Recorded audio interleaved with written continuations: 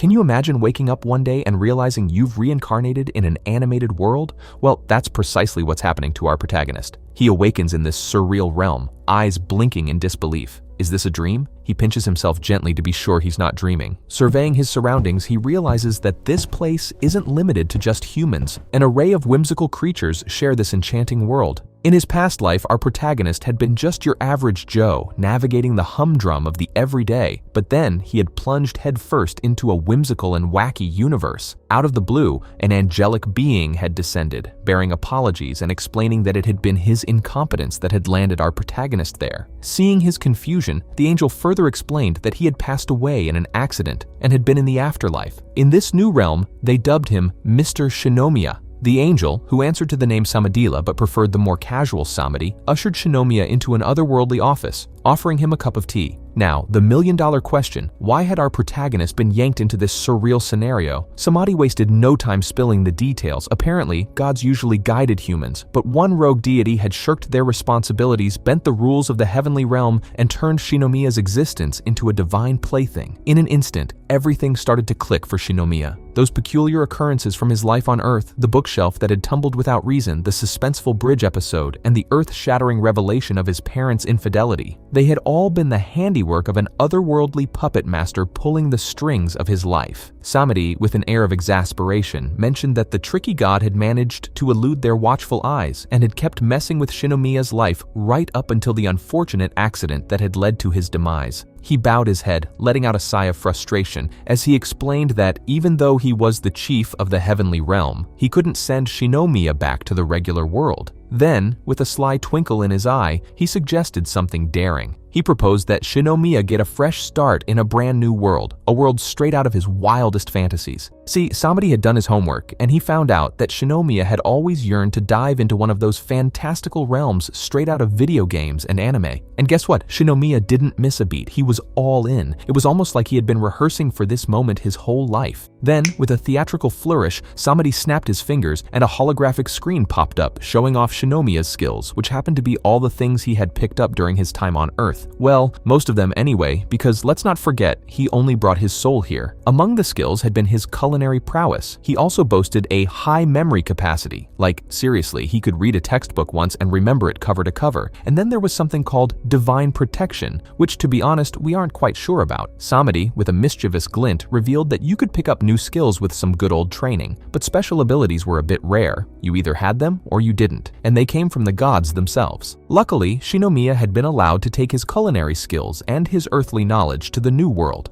As a bonus, a form of divine apology, Samadhi had told him he could request up to 3 additional skills. Shinomiya, not wanting to seem too eager, asked for some time to mull over his wish list. Samadhi obliged and whipped out a comically long scroll of paper that seemed to hold the secrets of the entire universe, or at least all the skills available in the new world that Shinomiya was about to explore. Shinomiya took his sweet time pondering that never-ending scroll of skills. He was deep in contemplation, and even Samadhi started to get a bit drowsy. After some soul-searching, he went for the first skill, the appraising eye. It was like having a built-in Google search for objects. Just look at something and voila, you've got information. Next up, he chose human skills. It was like having a magic storage closet where you could organize items by category instead of counting them like an inventory manager. Just then, Samadhi, who suddenly became awake and alert, mentioned that these skills could level up. He explained that the appraising eye level-ups meant more info storage and bigger storage space. Meanwhile, that useful box sounded so helpful it was basically a never-ending Mary Poppins bag. Shinomiya was rightfully puzzled about how to make his useful box even more, well, useful. Samadhi suggested making it like a cosmic Swiss Army knife, where you unlock new functions with each skill upgrade. The third pick on the skill menu was Daily Life Magic. It was like the all-you-can-learn buffet of life skills. However, Samadhi started getting all responsible and worried about the balance of the universe. So, he had laid down a limit. Shinomiya could only grab a new skill every time he leveled up. With preparations wrapped up, Shinomiya got sentimental. He asked Samadhi if they'd meet again, and Samadhi had the ultimate advice. Just pray daily and work on that faith skill, and maybe, just maybe, they'd have a reunion. Then, as if snapping his fingers, Samadhi sent Shinomiya on his way, wishing him the most epic second life ever. And in the blink of an eye, Shinomiya landed in the new world, and as a child, no less. Now, in the present, we find Shinomiya taking a peek at his newly acquired status on a nifty screen. To his amusement, he notices that he's nameless for the time being, but the real excitement begins when he spots a bunch of additional skills alongside the ones he picked earlier and the ones he brought from his previous life. And of course, he doesn't want any surprises, so he begins to check them out one by one. The first skill that jumps out is the world language. It allows Shinomiya to not only speak but also understand, read, and write in the languages of all the races in this fantastical world, with one tiny exception. It doesn't work on animals and magical beasts. It's a skill that's exclusive to those who've been reincarnated from different worlds, and in rare cases, their descendants can inherit this nifty ability. The second skill, Expapplication, is no slouch either. It's got a divine touch created from the soul of a god, no less. This skill is all about leveling up faster. It's like a multiplier, cranking up the amount of exp points he can gain. And it's not just a small boost, he can go up to a maximum of 10 times the usual rate. Finally, Shinomiya unveils the third skill, God's Veil. It's also crafted from the fragments of a god's soul. This skill is all about privacy. No one can just casually peek at your status unless you give them the nod of approval. But there's more. Shinomiya also notices some intriguing titles. The first one is the Reincarnated title, awarded to those who reincarnated. It's the badge of honor for those who've been through cosmic makeovers, and sometimes they even score that world language special skill.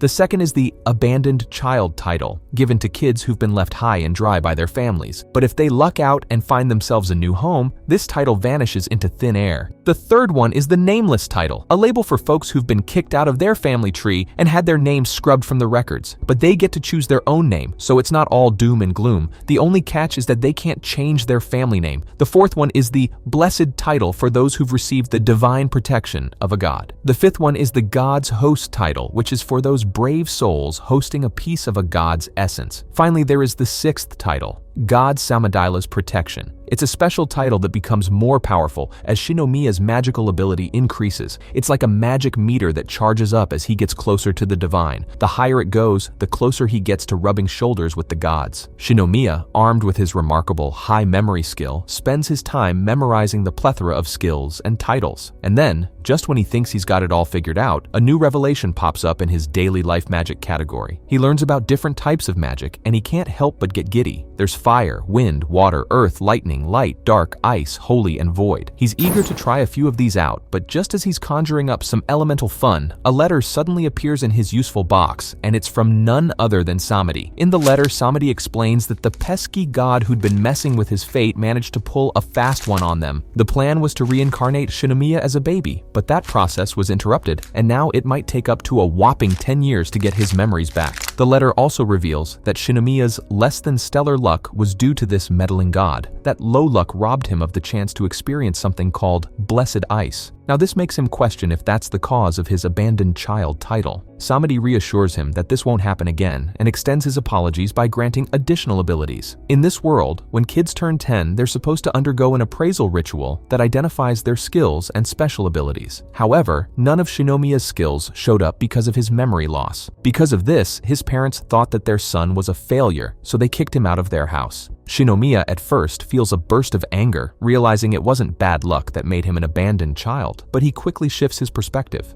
It wasn't Samadi's fault, it was that meddling god, and now he has a 10-year challenge to recover his memories. He recalls that he was born a decade ago, his mother passed away a few years later, and after the appraisal ritual, his father deemed him a disgrace, setting him on a path to expulsion. So he leaves home, walking along the path his mother had told him about, but fate's got another twist in store for him. As he walks, he collapses. That's when a silver-haired man comes to his rescue, placing him into a carriage with a letter. Now, as Shinomiya awakens, he finds the letter on his person, instructing him to head to the Adventurers Guild and deliver it to a receptionist with a distinctive scar on his face. Excitement courses through him, and he's off to find this guild. Hours pass, but with the help of a stronger individual, he finally makes his way to the bustling capital city's Adventurers Guild headquarters. But the task isn't over yet. He's on the lookout for the receptionist with the distinctive scar. When he doesn't spot the person right away, he decides to ask questions at the only reception desk that isn't swamped with people. As he strolls up to the reception desk, Shinomiya spots a gentleman with a rather distinctive scar on his face perched there. Intrigued, he can't help but wonder if this scarred fellow is the very man he's been hunting for. But as he gazes around, he can't help but also wonder why the reception area seems unusually deserted. Taking a leap of curiosity, Shinomiya decides to approach this scar-faced man, and just to be doubly sure, he inquires if this desk here is a reception desk by any chance, and the scar-faced man affirms that indeed it is. Meanwhile, curious onlookers catch sight of Shinomiya's conversation with the scar-faced figure, and a low buzz of nervous chatter begins among them. Comments like, "He's got some guts," start to ripple through the small crowd. Observing this background banter, the man behind the scar finally turns the spotlight on Shinomiya, asking if he's not intimidated by his ominous appearance. In a nonchalant tone, Shinomiya retorts that he isn't scared, although he did think the man had a rather fearsome look about him, all while delivering the letter he had in hand. With the letter in hand, the man proceeds to peruse its contents. Once done, he quizzes Shinomiya about any other business he might have. As he ponders the next step post-delivery, the scarred man throws another question. "Do you have a request or wish to register as an adventurer?" Suddenly realizing the fantastical world he's in, Shinomiya excitedly exclaims that he's there to become an adventurer. The man eyes Shinomiya for a few contemplative seconds and inquires about his funds. He hints that the standard fee is 1 silver coin, but perhaps just this once he can make an exception for our hero. Panic sets in for Shinomiya, who rummages nervously through his bag, secretly praying to find something. Miraculously, his fingers touch a coin. In that moment, he wonders if the silver-headed man had anything to do with it. After the transaction is complete, the man takes the coin and hands Shinomiya a piece of paper. He instructs him to follow and introduces himself as Guldo. Shinomiya suddenly realizes he hasn't chosen a new name for himself yet. His mind races through all the monikers he's ever used in video games and settles on Laruku. Henceforth, we'll be referring to Shinomiya as Laruku. Following Guldo, Shinomiya, now known as Laruku, is led into a private room where he must provide answers to the questions on the paper: his name, preferred weapon, skills, and more.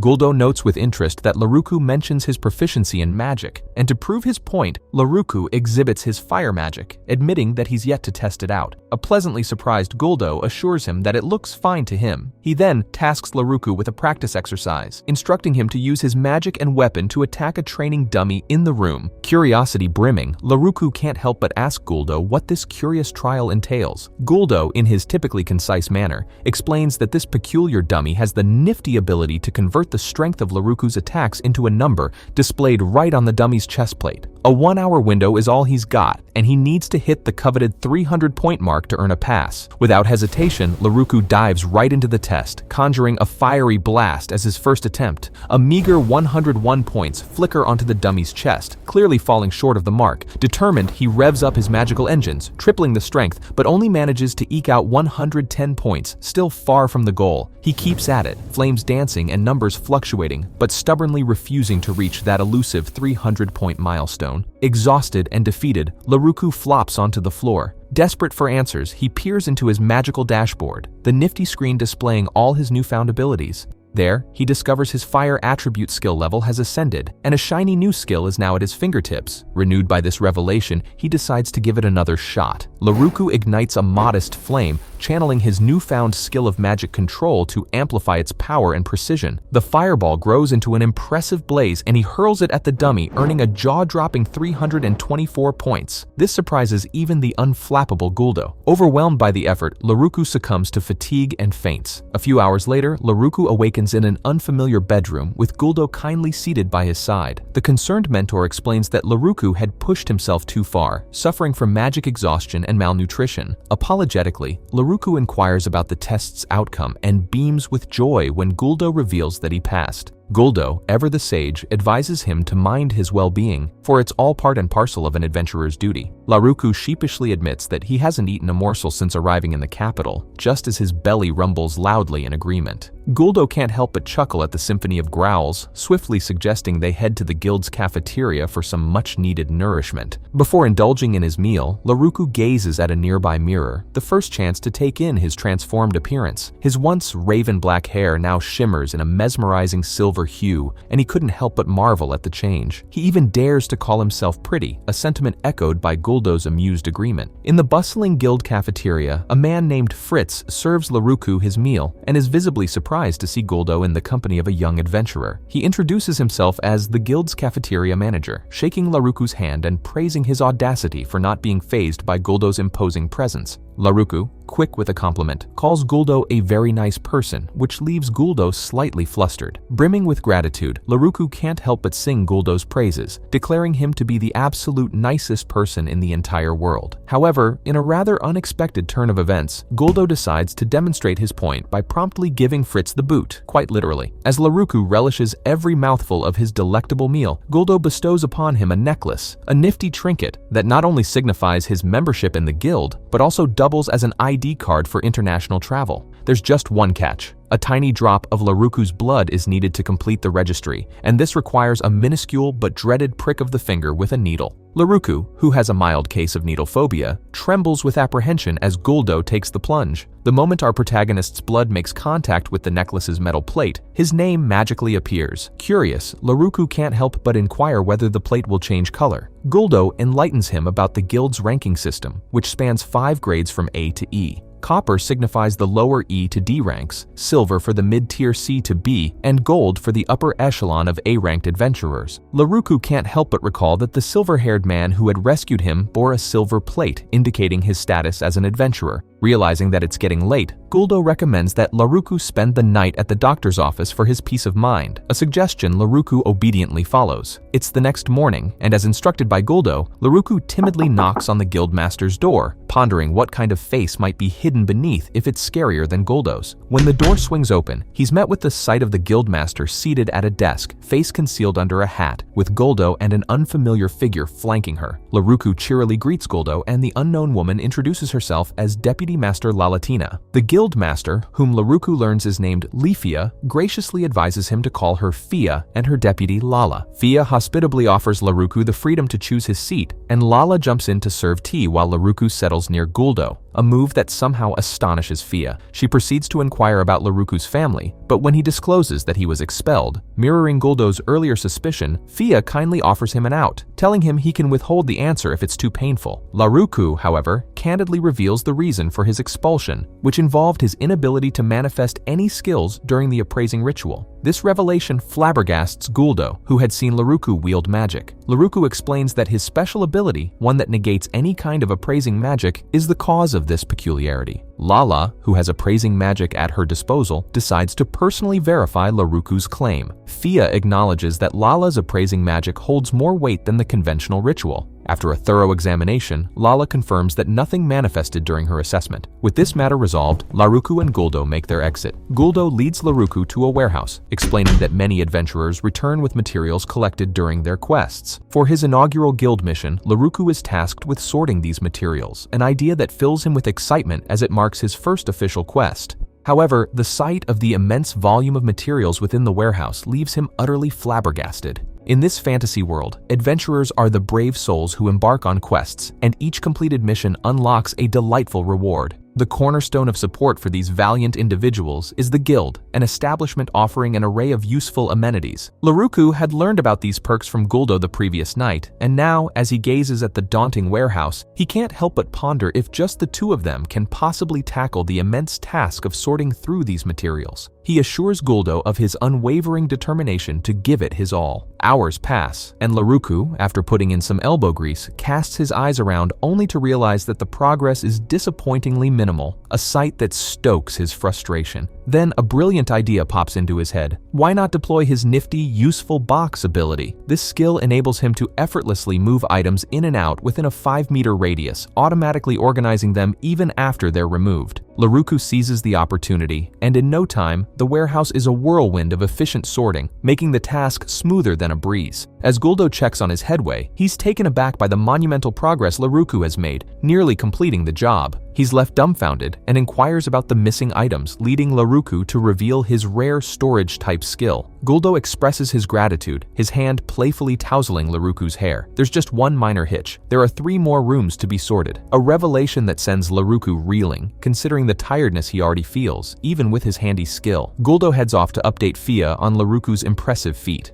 Shortly after, Fia charges into the room, enthusiastically calling Laruku's name and instantly thrusting a shiny silver coin into his hand, her enthusiasm palpable. She inquires if he can use his skill to store the coin. Laruku effortlessly obliges without so much as touching it, and Fia, now seemingly entranced, engulfs him in an ecstatic bear hug, chanting praises about his awesomeness. It takes a heroic effort from Guldo to rescue Laruku from this affectionate chokehold. Fia's gushing continues, citing that she's never witnessed such incredible skills before, a sentiment Lala supports. However, Fia's relentless enthusiasm prompts Lala to intervene, putting Fia to sleep with a gentle knock on the head. She apologizes to Laruku on Fia's behalf, explaining that Fia tends to go overboard when rare skills or magical items capture her attention. With that eventful day winding down, Lala instructs Laruku and Guldo to head home, while still emphasizing Fia's uncontrollable enthusiasm in the face of extraordinary abilities. Since Laruku is free, Guldo decides to take him on a tour through the bustling capital city. First on the agenda, food of course. They chow down on some tasty treats, savoring the freedom to choose whatever they want, but it doesn't stop at just food. They decide to upgrade Laruku's wardrobe, so it's off to the clothing store. Laruku, in his typical polite fashion, offers to pay for his new attire. However, Guldo is having none of that. He's determined to foot the bill. A spirited debate ensues, with both of them insisting they should pay, but eventually Laruku's goodwill wins and Guldo relents. As they continue exploring the city, something surprising happens. Guldo's popularity becomes evident as a crowd starts to gather around him. They chat with him, share stories, and unintentionally squish Laruku in the process. When they finally break free from the throng, Laruku can't help but express his surprise. He had no idea Guldo was so beloved by the people in the city. Guldo reveals that he tends to keep to himself and avoids chatting with others in the guild because, well, the scar on his face makes him seem a bit intimidating. He's just used to being a lone wolf. Laruku, intrigued by the mention of the scar, starts to inquire, but Guldo has other plans. He announces their arrival as they stand in front of a building, and he hopes there's a spare room available. As they enter the building, a man who strikingly resembles Fritz welcomes them. Guldo introduces him as Dats, and it turns out that Dats was expecting them,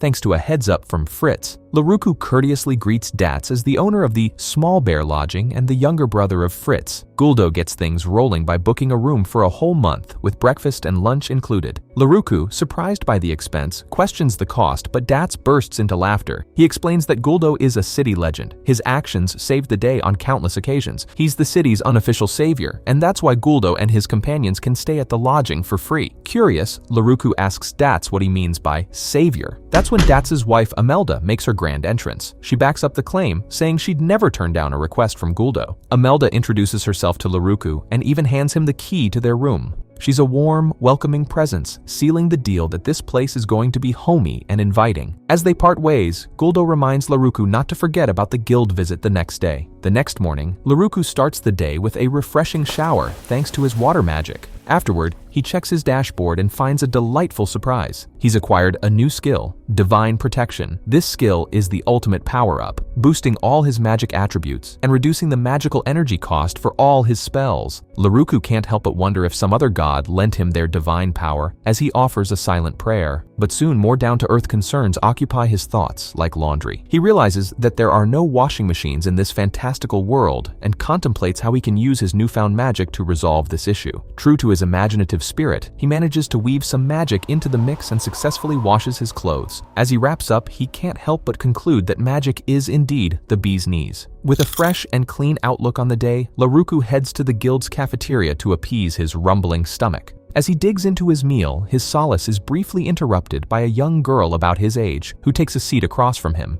She inquires if he is Laruku and introduces herself as Anna, urging him to drop the formalities and call her simply Anna. Laruku, showing some manners, addresses her as Miss Anna, but she's having none of it, insisting that he just call her Anna. When he obliges, a radiant smile breaks across her face, and in that moment, her mother, Imelda, bursts in, urgently calling out to Anna, warning her that she'll be late for school. Anna promises to see Laruku again and quickly departs. Imelda apologizes for the unexpected outburst and encourages Laruku to befriend Anna.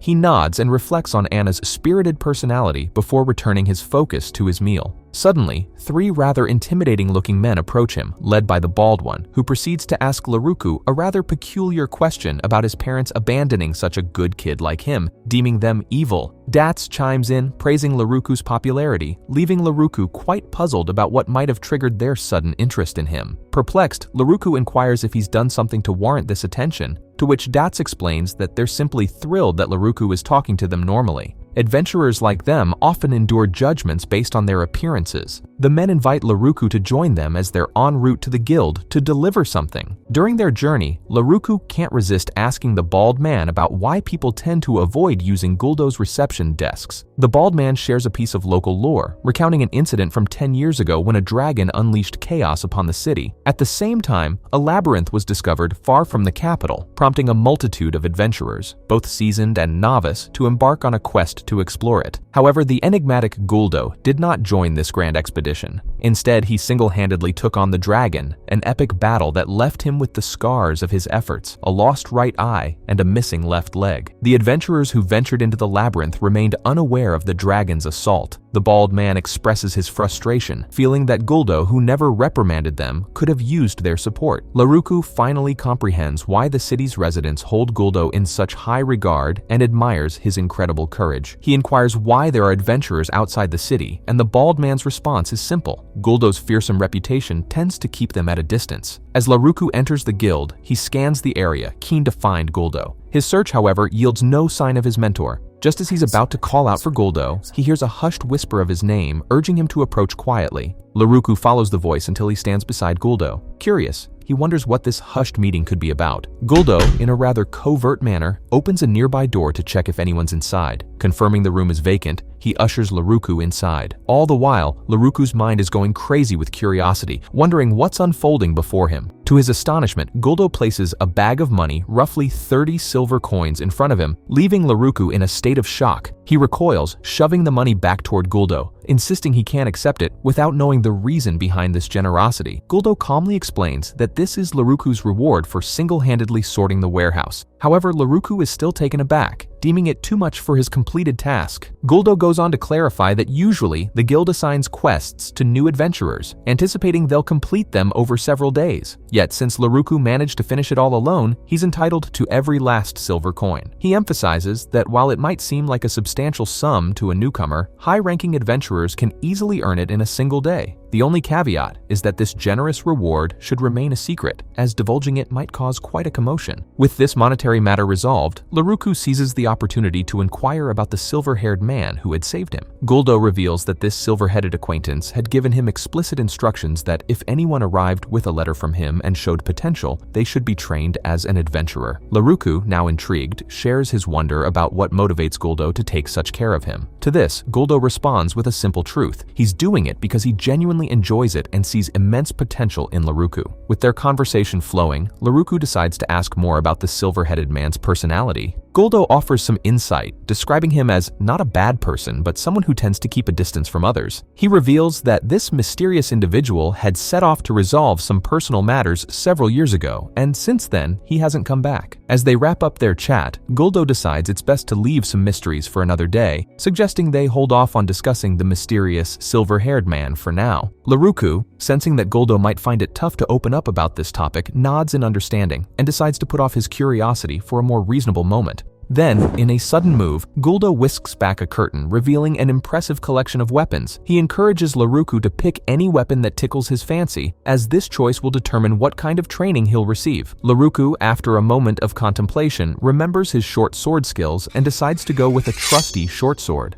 In the days that follow, Laruku throws himself into training with Guldo, specifically focusing on honing his short sword skills. On the fourth day, Guldo, with an appreciative grin, notices Laruku's progress. Yet, despite the strides he's made, Laruku has yet to make contact with his agile mentor. Frustrated and a little worn out, he flops to the floor, lamenting his inability to land a single hit on Guldo. Guldo, always the encouraging mentor, offers a smile and reassures our exhausted Laruku by praising his spirited effort in their first mock battle. He playfully reminds Laruku that even with just one leg, he's more than a match for a rookie like him. The two share a moment, sitting together, before Guldo comments on how it's a shame to see someone as promising as Laruku being labeled as incompetent and cast aside by his family. Curious, he prods Laruku to share how he first discovered his unique skills. Laruku narrates the abnormal circumstances that led to his skill revelation, which leaves Guldo thoroughly astonished. Guldo, with a sense of intrigue, asks whether Laruku ever considered a career in merchant trade, to which Laruku candidly responds that the adventurous life is more his cup of tea. Guldo then reveals reveals that Laruku's next adventure is in the realm of magic, under the watchful eye of Fia, whose magical talents are top-notch despite her unassuming appearance. Soon, Laruku finds himself seated in Fia's office, brimming with anticipation for his magical education to begin. Fia kicks off the session with a playful inquiry about Laruku's magical attributes. He proudly announces that he possesses 10 different ones. Fia, momentarily taken aback by how many magical talents he has, asks if he knows the total number of magical attributes. This prompts Laruku to admit that he's never had the chance to get into magical lore. Recognizing the importance of a solid foundation in common knowledge, Fia kindly suspends magical training for a while and resolves to equip Laruku with the essential wisdom of their world to ensure he faces no magical mishaps in the future. She concludes that from that point forward, his schedule will be filled with morning training sessions with Guldo and afternoon study sessions with her. After a tiring day, Laruku finds himself in the cafeteria just trying to unwind and enjoy a meal. But then, out of the blue, a sharply dressed man strolls over and says hello. Laruku, feeling polite, responds in kind and can't help but ask, "Who are you?" The man, with a theatrical pause for effect, declares that he's none other than Guldo's friend. Laruku then informs him that Guldo is hard at work. However, the man points right at Laruku and claims he's here to see him. At that moment, Laruku turns to see people avoiding his gaze, and just as he's starting to wonder what's going on, Guldo arrives on the scene. Upon seeing the well-dressed man, our dear Guldo looks like he's about to break into a panic. Makes us wonder what exactly is the deal with this man. The man casually mentions that he came because he heard an intriguing rumor. Guldo doesn't waste a second. He swoops in, grabs Laruku, and makes a beeline straight to Fia's office. In Fia's office, the atmosphere takes an unexpected turn. When she sees the man, she casually scratches her face, and he calls her Master. He mentions that they haven't seen each other in a while and teases her for not keeping him updated on the guild's exciting happenings. Laruku watches this, a bit puzzled. Then he asks Guldo if the man is Fia's disciple. Guldo replies that technically he is, but he's also the king of the country. That revelation leaves Laruku utterly shocked. Laruku can't help but wonder how a king can be so playful. The king himself, whose full name is Ars A. Recomortis, promptly tells Laruku to just call him Ars since they're not in the castle. But just as things start to feel casual, Guldo gives Ars a friendly tap on the back and asks him if the royal queen, Ima, knows he's here. Ars hesitates and starts sweating, which prompts Guldo to deduce that he didn't tell the queen about his little outing. Guldo then insists that Fia teleport Ars back to the castle. Before Ars can even mount an argument, Fia touches his shoulder, and off they go. Ars, it turns out, is an absolute wizard in both magic and swordsmanship, a true genius. Yet there's a tiny hitch. His personality is far from flawless. He's the type who'll drop everything and dive into something that piques his interest. His work often takes a back seat to his curiosity, and he's got a habit of poking his nose where it doesn't belong.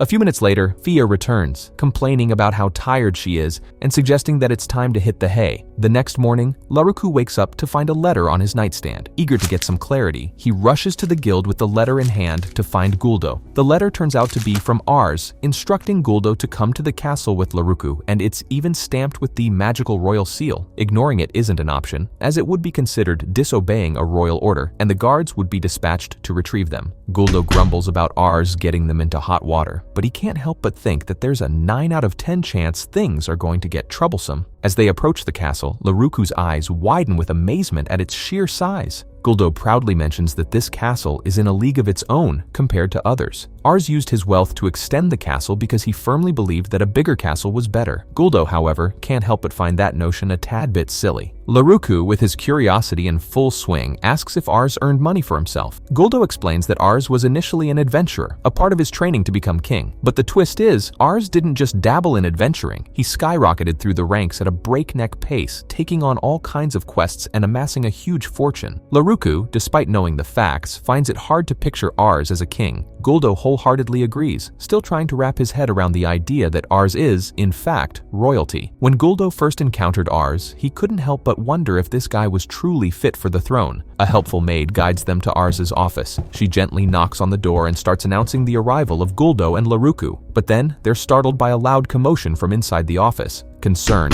Guldo swings the door open and rushes in, asking Ars if he's okay. Ars, now on the floor amidst a sea of documents, expresses his relief at their arrival. Of course, Guldo can't help but grumble about Ars using the royal seal as his ticket. As he begins to make his exit, Ars, with a sheepish grin, claims the real reason he summoned them is something that concerns Laruku. They all settle down, and Ars brings up the topic of Laruku's past. As Laruku clings to Guldo for support, he shares his abandoned child title. This clearly hits a nerve with Ars, who seems to take his frustration out by digging his fingers into his hand until it starts to bleed. He genuinely apologizes to Laruku for bringing up painful memories. Then, with an air of seriousness, he places a document on the table explaining that it's a death certificate from a certain noble. The certificate states that a child passed away after being attacked by a horde of monsters in the forest. But what truly intrigues Ars is the sender of this certificate, who is most likely Laruku's former parent. This means the certificate is for Laruku, and it raises a host of questions. Laruku gazes at the death certificate while an enraged Guldo bellows, affirming that Laruku is very much alive. Ars, with a hint of detective enthusiasm, remarks how the description of the child in the certificate strangely matches Laruku.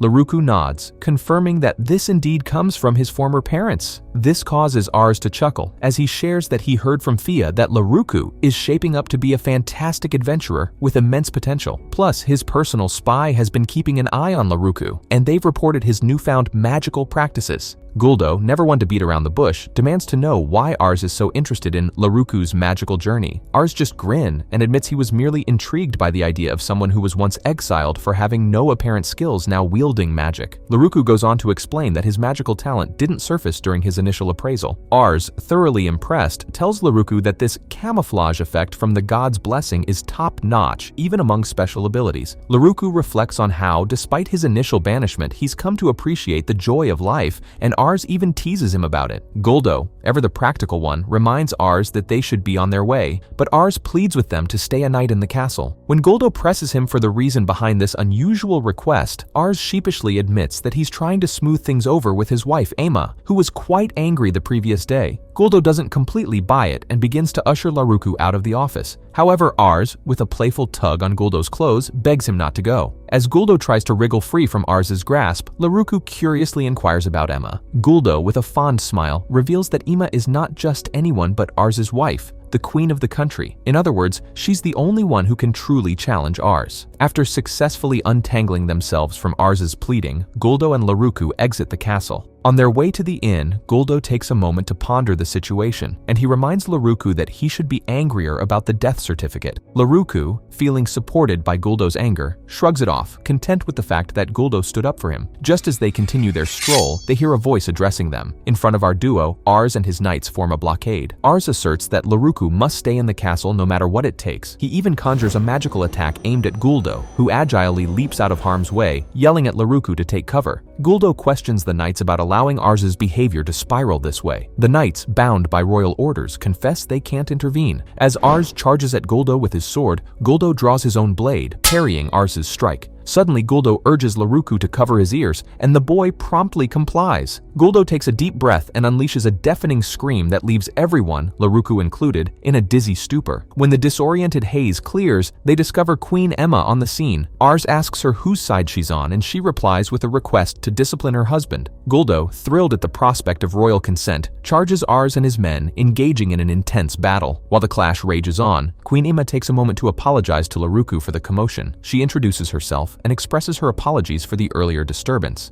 Guldo eventually lands the finishing blow on Ars, affectionately calling him an idiot king. Emma apologizes to Guldo and promises to deal with her husband's recklessness, while Laruku, showing concern for Ars, watches the scene unfold. Ars then extends a warm invitation to Laruku, inviting him to stay over in the castle, an offer that Laruku readily accepts, excited at the prospect of spending a night in the royal castle. Laruku then turns to Guldo, curious about how he became acquainted with Ars and his family. Guldo explains that he met Ars and Ima when they were all fledgling adventurers, their friendship forming naturally as they embarked on quests together. Ima, originally a noble's daughter betrothed to Ars, had a penchant for breaking the mold. When Ars expressed his desire to become an adventurer, she decided to follow suit, revealing herself to be a prodigy, much like Ars himself. Laruku inquires if Guldo isn't nervous around Ars and Emma given their royal status. Guldo chuckles, saying he considers them as friends who are just a bit special, claiming that calling them royalty would be doing a disservice to other royal figures. Emma, playfully feigning offense at Guldo's words, reassures Laruku not to take everything Guldo says at face value. She then leads them to the castle's dining hall. Upon their arrival, Prince Rio cordially greets Guldo. However, when he lays eyes on Laruku, Rio leaps to the wild conclusion that Laruku is Guldo's child and he wonders why he wasn't invited to their wedding. Guldo swiftly corrects the misunderstanding, providing a brief explanation. Rio introduces himself as the king's eldest son to Laruku, who greets him with a bow. Yet when Laruku learns that Rio is a prince, he's quick to address him formally, much to Rio's amusement. Rio insists it's okay to use nicknames in private but inappropriate in public, and to Laruku's dismay, Emma chimes in, offering to be called Miss Emma. Rio playfully holds Laruku's hand, declaring he won't let go until Laruku calls him by name. Eventually, Laruku relents, agreeing to call him Rio, even though it feels as if Rio is like his parents all over again.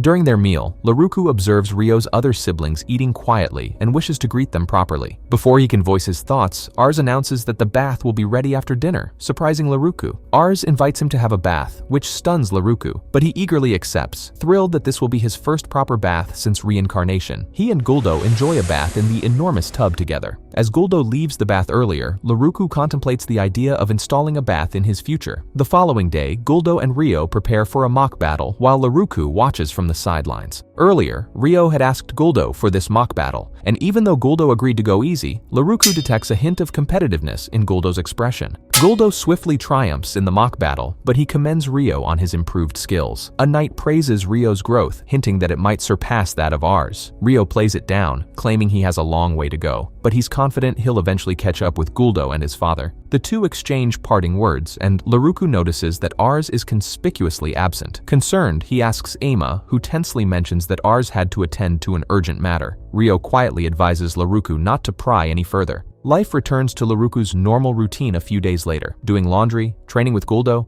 and learning magic. His desire for a personal bath continues to grow stronger, wishing he could have baths whenever he pleases. One day, out of the blue, Laruku receives an abrupt summons to the guild, leaving him to wonder if something is amiss. Standing before the guild building, he notices an unusual sight, an official guild wagon parked there, a sight he's never encountered before. To his astonishment, a girl steps out of the wagon, and he can't help but wonder if she might be the girl he glimpsed at the castle. The girl introduces herself to him as Roselia A. Racometes, and he's left somewhat flustered, just staring at her. Ars steps out of the carriage and offers his apologies to Laruku for summoning him on short notice. He explains that he has something in mind related to Roselia, whom he affectionately calls Leah, and he'd like Laruku's help with it. Laruku, still a bit taken aback, finally shares his name with Roselia and admits that he left without properly greeting her, noting that she seems much different from Ars in personality. Leah blushes and mentions that people close to her often call her Leah, and she'd appreciate it if Laruku used that nickname too. The group then proceeds to Fia's office, where they are served tea by Lala. Ars mentions that he heard from Fia about Laruku's excellence in his studies, so he has a proposal. Laruku should become Leah's private tutor. Laruku begins to make excuses about his busy schedule, but Fia intervenes, suggesting that they could reallocate the time he spends on his own studies to tutor Leah instead. This leaves Laruku feeling somewhat down, as it almost feels like Fia is also giving up on him.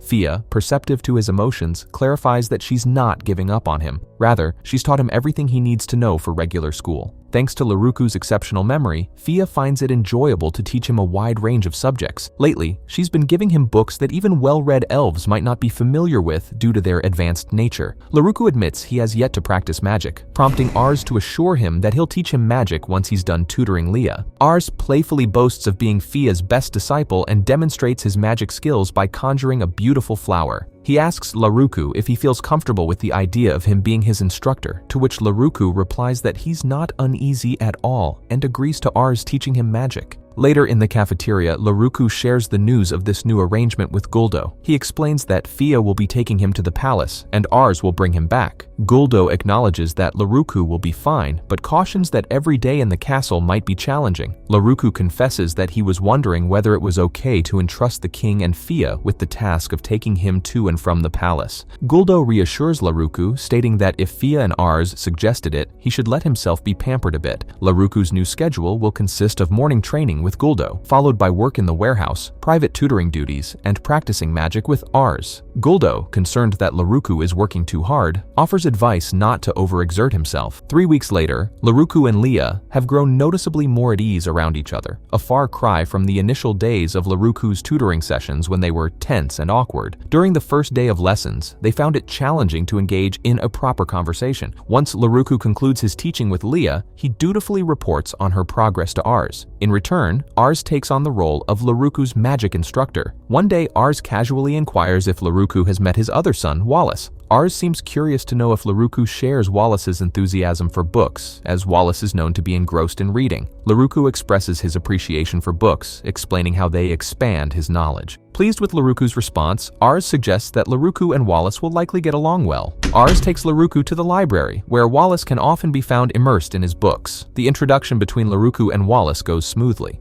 When Ars mentions that Wallace tends to lose track of time while reading, Wallace clarifies that he's not holed up, just engrossed in his books, and a whole day can pass before he realizes it. Wallace is curious if Laruku shares his enthusiasm for books. Laruku responds by revealing his recent readings on the history of elves, which visibly excites Wallace. It appears Wallace has no particular preference for how Laruku addresses him, in contrast to other members of the family. In a warm gesture, Wallace lends Laruku some books about elves and encourages him to visit the library whenever he desires. That evening, Ars teleports Laruku back to the inn after their visit. Laruku expresses his gratitude to Ars for always ensuring he gets home safely. Ars, in return, thanks Laruku and mentions how much Leah's grades have improved. He even hands Laruku 5 gold coins as a reward, a considerable sum of money that leaves Laruku stunned. Ars then proposes an intriguing opportunity. He asks if Laruku would like to continue as Leah's private tutor. Laruku's enthusiasm doesn't wait for Ars to finish his sentence. He eagerly accepts the offer, seeing it as a step closer to achieving his dream of having his own bath. Ars shares some advice with Laruku,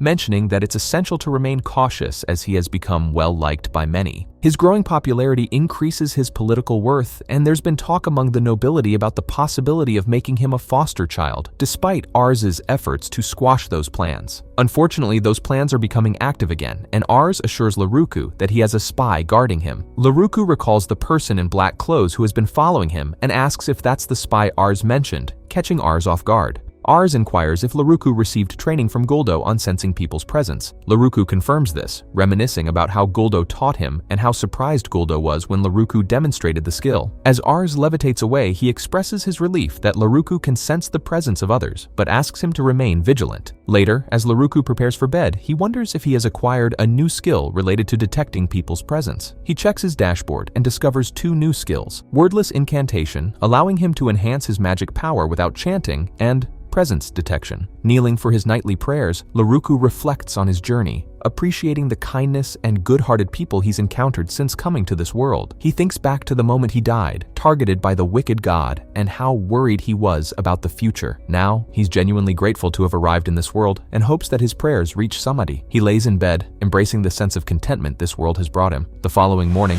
Laruku sticks to his outdoor shower routine while pondering his longing for a proper bath. He sneezes, the chilly water not helping his situation, just as Imelda calls him to the breakfast table. While enjoying his meal, a massive man he recently befriended, Doldos, the leader of Inns for Adventurers, greets him with a cheerful "Good morning." Laruku has grown close to Doldos since their first meeting. Doldos shares a word of caution with Laruku. He mentions that some adventurers from outside the city have taken residence in the guild. He advises Laruku to be cautious around outsiders, since you never know what they might be up to. Laruku nods and acknowledges his concerns, but assures Doldos that he doesn't need to worry too much because other experienced adventurers are also staying at the guild. Doldos emphasizes that Laruku can always rely on him and his team if anything happens. Just then, Anna squeezes past the large Doldos and urgently requests Laruku's help. She confides that her math grades have been terrible, and she fears her mother's wrath if she doesn't improve. Laruku kindly agrees to teach her and proposes that they have night lessons. Grateful, Anna takes a seat at the table, thanking him. However, her mother, Haritgi, scolds her to get off the table, bringing a touch of humor to the situation. The day progresses typically from there. During his training session with Guldo, Laruku makes a determined effort not to lose. However, when he does, he finds himself lying on the floor in tears. Guldo offers consolation, assuring Laruku that his skills are steadily improving and there's no need to rush it. Laruku admires Guldo's excellence but can't help feeling that his martial arts skills are limited due to his artificial leg. He briefly wonders if choosing a healing skill that could cure injuries would have made a difference in Guldo's case. Guldo informs Laruku that Ars has summoned him to the palace, and Laruku agrees, suggesting they go together. As they reach the palace, they find Ars venting his frustrations about the nobles targeting Laruku and the troubling rumors that have been circulating. Some of these rumors even suggest that Laruku might be his illegitimate child, which gets Guldo quite fired up. Ars explains that he received a letter from Laruku's former parents. Laruku can't help but feel suspicious about what his father might have written. However, the letter takes an unexpected turn. It states that his son might still be alive and expresses a desire to meet the child named Laruku. Laruku, however, strongly refuses. Recalling the suffering he endured when his father sent him away from home, Laruku wants nothing to do with this reunion. Ars queries if Laruku wants to meet with his father, to which Laruku quickly shakes his head, firmly declining the offer. Ars, in turn, speculates that Laruku's family must have changed their stance after hearing the rumors about him, possibly with ulterior motives in mind. This angers Ars, and he contemplates various forms of retaliation. While he can't strip them of their titles immediately, he's considering harassing them in the meantime. Laruku notices a certain bloodlust in Ars' tone that inexplicably makes him chuckle. He can also sense a similar aura of bloodlust emanating from Guldo. Ars shifts the conversation to the speculations surrounding Laruku's safety and potential abduction, which pose a significant concern. Then he suddenly has an idea and turns to Guldo and Laruku, asking them what they think about sticking together. It's an unexpected twist in the conversation, and Laruku considers the proposal. Ars comes up with a brilliant idea to officially make Laruku Guldo's son. The reasoning behind it is simple yet clever. Since Guldo is already hailed as a hero in the country, having Laruku as his son would make everyone think twice before causing any trouble for the boy, and eventually they'd stop their meddling altogether. The mere thought of becoming a part of Guldo's family fills Laruku with joy, almost to the point of tears, although he manages to hide his emotions. He humbly expresses that while he's fine with the idea, he's unsure if Guldo would be on board. Guldo, in the midst of some fidgeting, becomes the center of attention. After a brief pause, Ars kindly asks him if he's against the idea. Guldo gazes at Laruku and then turns to Ars, asking Laruku if he's truly okay with having a peculiar child with a somewhat suspicious background, like himself, as his adopted child. Laruku promptly responds, emphasizing that it should be him asking Guldo this question. He inquires whether Guldo is genuinely comfortable welcoming a child like him into his life. In a heartwarming moment, Guldo reassures Laruku that he has never seen him as anything but extraordinary. With deep emotion shared through their exchanged gazes, Laruku takes a step forward, addressing Guldo as father. It's a moment of sheer joy and acceptance. They put pen to paper, signing the official documents that mark Laruku's new status as Guldo's son. As they leave the place, Ars can't help but think that Laruku's former family must have been a rather troublesome bunch, and with a hint of foreshadowing, he contemplates that a storm may be brewing on the horizon. The next morning, Laruku awakens in a room that's different from his usual inn quarters. As he rubs his eyes and takes in the unfamiliar surroundings, he notices Guldo slumbering peacefully in the bed next to him. He can't help but wonder why Guldo is here, but then the memories of the previous day come flooding back. The adoption papers, the unexpected invitation to stay at the palace, it's all fresh in his mind. After the signing ceremony, Ars informed them that it would take some time for all the official adoption formalities to be completed. He suggested that Laruku and Guldo spend the night at the palace, a proposition to which Laruku readily agreed. And because Laruku was on board, Guldo was quick to concur as well. Ars went on to explain that he would appreciate it if Laruku could stay in the castle for a longer while, as he wished to appoint Laruku as Leah's personal tutor. The idea of commuting back and forth from the inn to the castle seemed a bit daunting. Both Laruku and Guldo wholeheartedly agreed to the proposition. Ars added that Guldo would also be training Rio, and the young prince was overjoyed since he'd always looked up to Guldo. However, Guldo, true to his character, raised some objections, citing his work. Ars playfully retorted, saying he had been diligently working for a while now, and besides, everyone was afraid of him. His new role as a father seems to be treating Guldo well. Laruku sits up on the bed, feeling a newfound warmth in his heart, and checks his dashboard. There, he finds a name written in bold, Laruku Volatoris, Guldo Volatoris' son. The shock fills him with an overwhelming joy, bringing a big smile to his face. It's a moment of realization and acceptance that he has become part of Guldo's family, and he couldn't be happier. 1 year has passed since Laruku's life took a wonderful turn. It's a regular day, but there's something special brewing in the air. Leah, his dear friend, calls him to the dining room, and when Laruku arrives, he's greeted by a heartwarming surprise. Leah, Wallace, Ars, and Guldo all join in wishing him a joyful, happy birthday. Laruku, quite taken aback, hadn't realized he had a birthday to celebrate. His life in this world has never included such festivities. Ars, with a sly grin, enlightens him about his own birth certificate and reveals that it's also Guldo's birthday. In this beautiful moment, Laruku affectionately addresses Guldo as his father. He muses about the significance of sharing a birthday with the one he now calls Dad. Guldo starts to say something but is overcome with emotion. Ars watches this heartfelt exchange with a hand covering his mouth, and then in jest, Guldo playfully pretends to choke Ars, making the scene all the more heartwarming. Later on, Laruku and Guldo enjoy a bath together. This simple act of bathing has now become a delightful regular activity for Laruku. Guldo notices Laruku's fondness for baths, and Laruku explains how it's the perfect place to wash away the day's exhaustion. In a comical twist, Ars unexpectedly emerges from the water, joining their conversation as if he'd been there all along. Laruku asks Ars when he slipped into the bath, and Guldo inquires if he's done with his royal duties. Ars humorously replies that he's finally finished, thanks to Laruku's assistance with tasks like simple calculations and paperwork sorting. In gratitude, Ars generously rewards Laruku for his help, truly making it a day of celebration and warmth. Laruku, ever curious, asks Guldo if there's a bathtub in their house. Guldo nods and admits they do have one, though it's not as grand as the one in the castle. This pleases Laruku, but then the thought hits him. All those times Guldo bought the cheapest things, all those little savings, were they for this moment? He can't help but tease Guldo for not mentioning it earlier, but in a loving tone.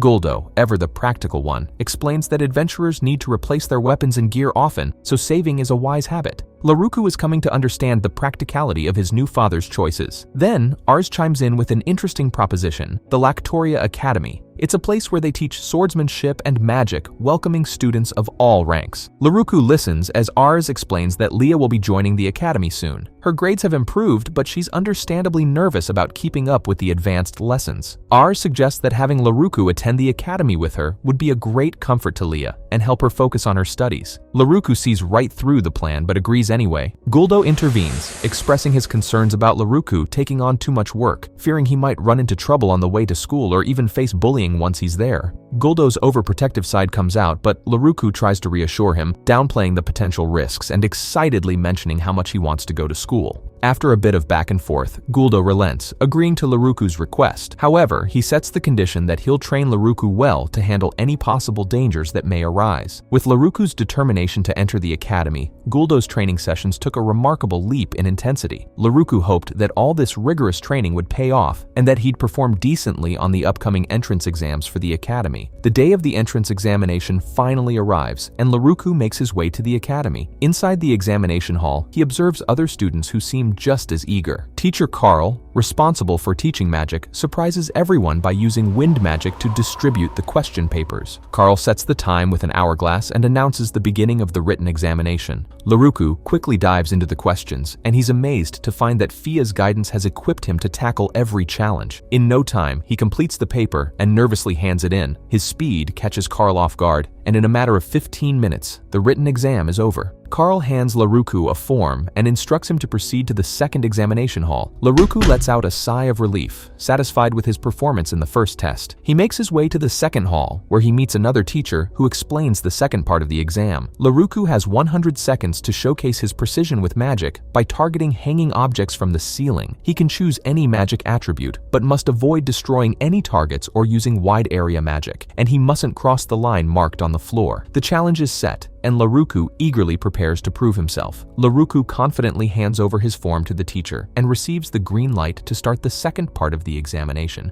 In the hall, numerous targets hang from the ceiling, seemingly waiting for Laruku's magical prowess. He feels a sense of ease because of the training sessions he's had with Ars, preparing him for this very moment. Laruku takes aim and skillfully hits each target just as the teacher announces that his time is up. With barely a second to spare, he successfully completes the task. The teacher then hands him another form, signifying that it's time to proceed to the next examination. As he leaves, Laruku is optimistic, hoping that his swift target hitting has earned him a good standing. Upon entering the third examination hall, Laruku discovers an unexpected sight. The teacher inside is fast asleep and audibly snoring. To get his attention, Laruku raises his voice and announces his presence for the exams, waking the drowsy teacher from his slumber. He leads Laruku to a room filled with an assortment of weapons, both real and fake, and informs him that he can choose any weapon of his liking for the upcoming duel. The teacher, named Morris, adds that the only rule is no magic except for stat enhancements. Laruku quickly scans the weaponry and makes his choice. The duel between Laruku and Morris commences, and as they clash, Morris soon realizes that Laruku possesses unexpected strength. Laruku attributes his abilities to his daily training, but as the fight progresses, he knows he can't afford to take more hits. So he decides to employ a technique he learned during his training with Ars. He teleports behind Morris and attempts to launch an attack. However, it quickly becomes evident that Morris is not an ordinary opponent, as he too employs teleportation, smoothly repositioning himself behind Laruku. Laruku and Morris continue their spirited duel, with Morris showcasing his agility by expertly dodging all of Laruku's attacks. Laruku, despite his best efforts, can't seem to land a hit and even finds himself tripped by Morris's swift movements. Out of breath, Laruku realizes that Morris is seemingly toying with him. Morris takes a moment to taunt Laruku, declaring that he won't pass the exams. Panting and pleading for a breather, Laruku manages to convince Morris to grant him a brief pause. With determination in his eyes, Laruku focuses on amplifying the strength in his legs. He springs back into action, catching Morris off guard and sending him tumbling to the ground. Morris coughs and Laruku rushes to help him. Curiously, Morris, while catching his breath, peers at Laruku's face and questions him about his family. He mentions that the surname Voltoris sounds familiar. Laruku proudly reveals that his father is Guldo, who was once part of Morris's adventuring party. This revelation excites Morris, and he pats Laruku's shoulder warmly, expressing his astonishment at hearing that Guldo now has a son. With a smile, Morris swiftly stamps Laruku's form, assuring him that he will meet him at the academy. Laruku, holding the stamped form, makes his way to the front desk at the academy. There, he's informed that the exam results will be announced in 2 days. The suspense builds, and Laruku is eager to know the outcome.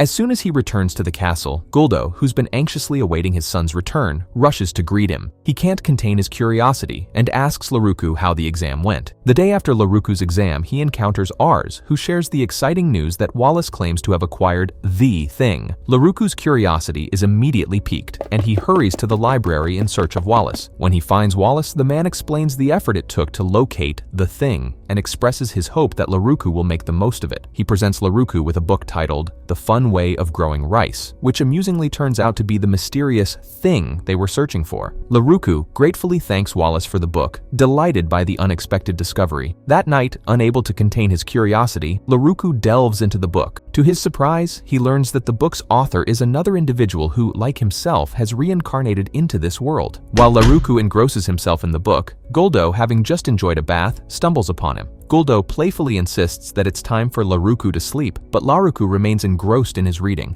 He reflects on his decision to inquire with Wallace about a book on rice, recognizing that it was a fortunate choice. The following morning, Laruku's thoughts are still consumed by the topic of rice as he shares a bath with Guldo. Evidently, the allure of rice surpasses even Laruku's love for baths. During this relaxing bath, Laruku broaches a subject he's been contemplating and begins by complimenting his own growth. He suggests that he should be granted permission to venture beyond the town, emphasizing the potential he's unlocked through rigorous training. However, Guldo swiftly denies the request, warning that the outside world is not a friendly place. He pleads with Laruku to avoid causing him undue worry. Laruku acknowledges the valid concerns, but tenaciously argues that if he manages to secure a spot at the academy, permission to venture outside should be granted as a celebratory gift, much to Guldo's frustration. As tensions rise, a timely arrival comes to their rescue. Rio, the muscle-bound prince, joins them in the bath and bridges the awkward silence. They chat amicably about Rio's newfound physique, lightening the atmosphere between father and son. Soon the topic shifts to the fact that Ars is looking for them. When neither Laruku nor Guldo shows any intention of leaving the bath, Laruku gently hints that Ars is seeking Guldo's presence, prompting his father to take action. He exits the bath, and Laruku follows his lead. Meanwhile, hot water continues to pour out of a stone statue into the bath, making the water increasingly hotter. As they sit in the steaming bath, Guldo and Laruku engage in a playful water splashing contest. Internally, Guldo grumbles about the water's excessive heat, while Laruku is determined not to lose, fueled by his passion for baths. However, the intense heat soon takes its toll, and Laruku succumbs, collapsing into the water. A considerate Guldo swiftly covers him with a towel, expressing his concern and reminding Laruku that he doesn't need to endure such discomfort. Guldo finds it amusing that he thought he could win against someone who single-handedly defeated a dragon. After the bath, Guldo carries the weakened Laruku on his back to meet Ars. Upon seeing Laruku, Ars immediately inquires about his well-being. Then he surprises everyone with the news that the headmaster of the academy is in the castle to see Laruku, even though the exam results are traditionally posted on a bulletin board. In the presence of the headmaster, Laruku is told a shocking revelation. The academy cannot accept him.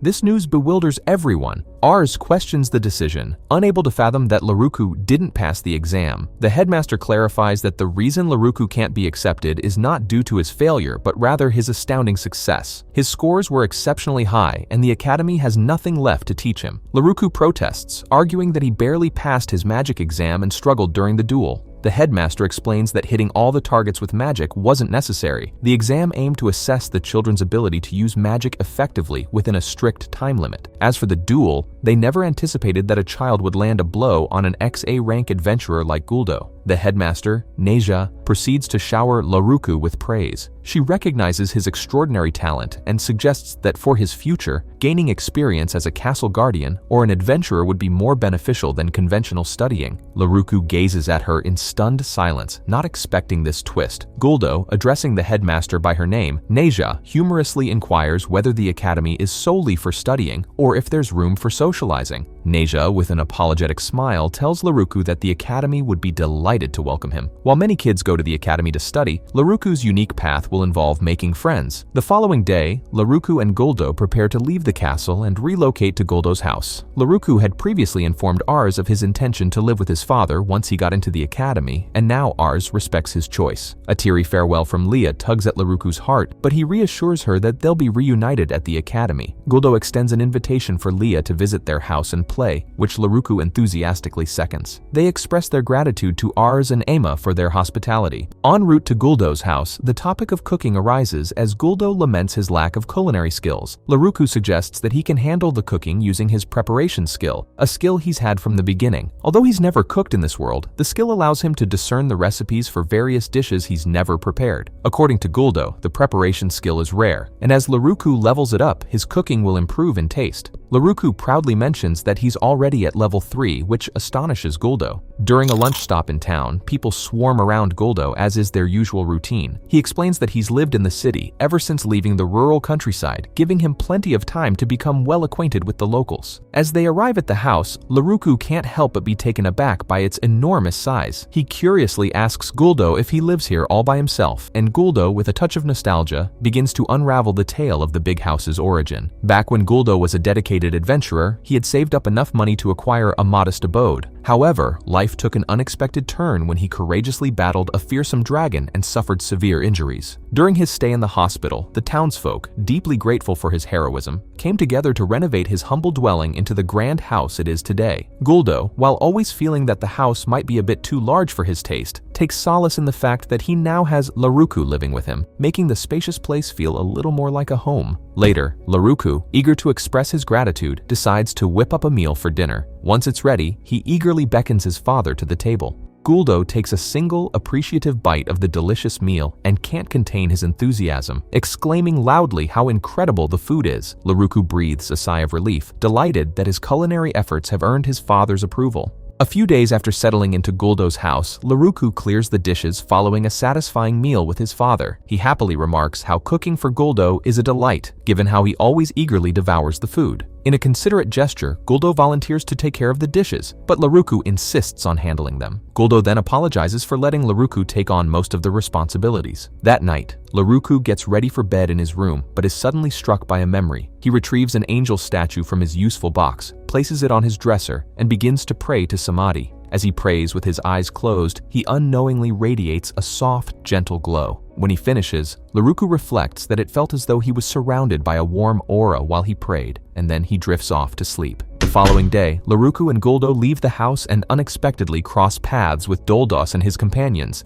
Doldos inquires about Laruku's presence at Guldo's house, prompting Laruku to reveal that Guldo is his father, and they've been living together. Doldos warmly pats Guldo on the back, offering his congratulations. He also asks Laruku if he was taken aback by the size of the house. To Laruku's surprise, Doldos discloses that they were the ones who built the house, with his father being one of the carpenters involved. This revelation leaves Guldo astounded as he was unaware of Doldos's father's role in the construction. Doldos grumbles at having accidentally spilled the beans, while Guldo jestingly threatens to challenge the old man to a drinking contest as he walks away. Curious about Doldos's father's drinking skills, Laruku asks Doldos if his dad can hold his alcohol well. In response, Doldos inquires if Laruku is familiar with dwarves. He reveals that he himself is a dwarf, and these sturdy folks are renowned for their impressive alcohol tolerance. When dwarves decide to have a drink, they can easily drain an entire bar's stock in one go. However, Guldo has a remarkable achievement under his belt, having won a drinking competition against a dwarf. Upon reaching the guild, they notice a buzz of hushed conversations among the patrons. Guldo senses that something might be amiss and questions Laruku. With a hint of excitement, Laruku speculates that a new dungeon may have appeared. However, Doldos dispels this notion, explaining that he would have heard rumors if that were the case. What raises more concern is the presence of unfamiliar faces at the guild, sending shivers down Guldo's spine. Their attention shifts when Lala descends the steps and calls for Laruku to follow her, accompanied by Guldo. Upon arriving at a particular wall, Lala announces their arrival and effortlessly passes through the wall. Guldo clarifies that it's a false wall, and then they both venture through it.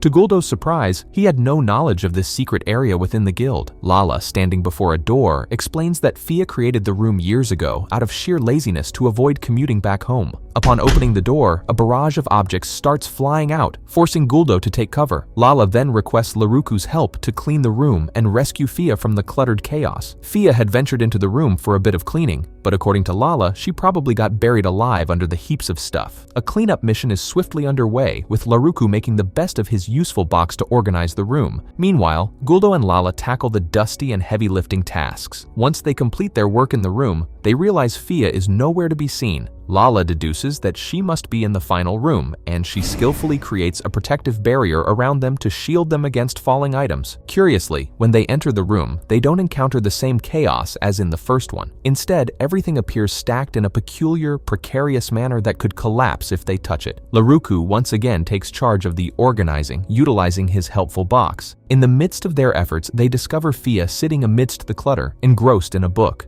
Lala instructs Laruku to assist in moving the boxes out of the way, and together, they carefully extricate Fia from her reading nook. While Lala scolds Fia for her untidiness, Guldo shares a piece of advice with Laruku: never make Lala angry. Guldo then recounts a story from the past about a particular A-rank adventurer who was known for being rather violent and causing trouble in the guild. Despite Lala warning him 3 times about his behavior, he refused to heed her advice. One fateful day, he harassed a girl over a reward dispute and even physically threatened her. Lala tried to intervene by asking him to back off, but he defied her. That's when she took matters into her own hands, quite literally. Lala broke his hand and gave him quite the thrashing. She ended up on top, continuing to give him a sound beating. In the end, the adventurer was not only physically injured, but mentally scarred, leading to his retirement. Lala was also handed a 1-year suspension for her actions. Guldo casually remarks that the guild's unusual quietness is due to the ominous aura radiating from Lala. Lala apologizes for unintentionally revealing her aura, and Laruku silently vows never to provoke her.